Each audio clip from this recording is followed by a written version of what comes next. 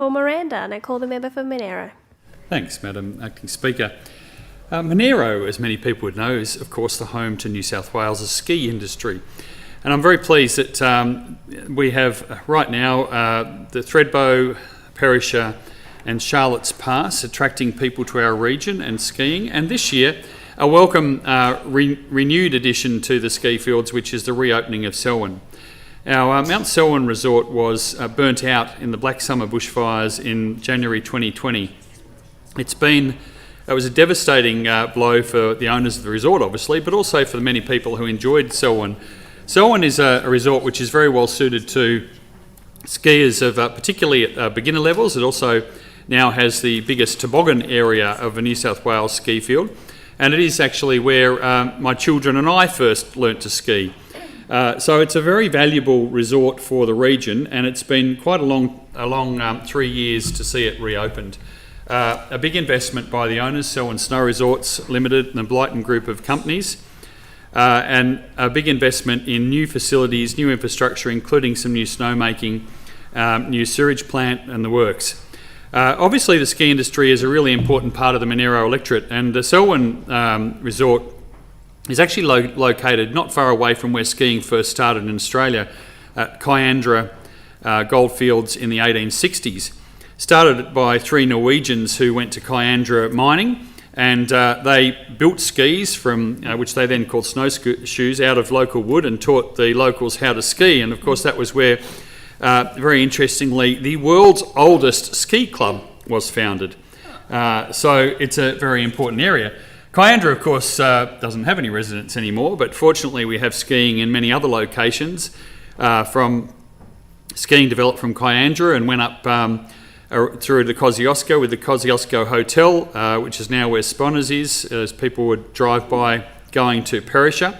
And way back 100 years ago or more, there was people in the area who were getting up to the ski fields through often quite heavy snow, because apparently it snowed quite a lot more than it does now. It is climate change.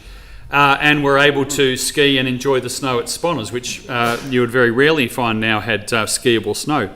Anyway, the resorts that we have at the moment are a huge boost to the community and to the infrastructure and to the income for our community from tourism and from their investment in our region. And the big resorts like Perisher, Thredbo and Charlotte's Pass are all welcoming many visitors. It is great though to have the Selwyn resort back in action. It has been a long 3 years, and one of the reasons why it's so important is because it's towards the north of the Kosciuszko Park. It's actually very close to the border, the western border of the Monero electorate, and it's very important for towns like Adaminaby. Now, Adaminaby at the moment is doing pretty well. Accommodation is quite tight because of the Snowy 2.0 project, but its long-term economic driver in the winter particularly is Selwyn. And it's been a bit of a difficult time for some of the businesses in the area when they've been closed for the last 3 years. And it's very welcome that they are reopening again. Obviously, the other things in Adaminaby which are very attractive for people are trout fishing in Lake Yukonbean and the rivers in the area.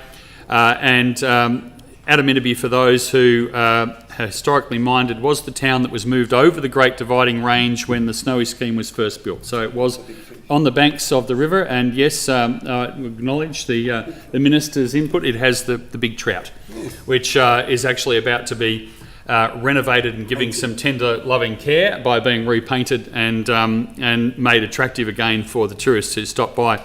It also has the Snowy Scheme Museum, which is a terrific thing for people to visit, to see some of the machinery that was used on the original Snowy Scheme, the way people lived, quite a bit about the workforce there as well. So Adaminaby, great little town to visit, as well as the other fabulous tourist centres like Jindabyne and the Snowy Mountains, where you can ski in the winter and mountain bike in the summer, both of which I enjoy. So that's one of the reasons why it's great to be the member for Monero.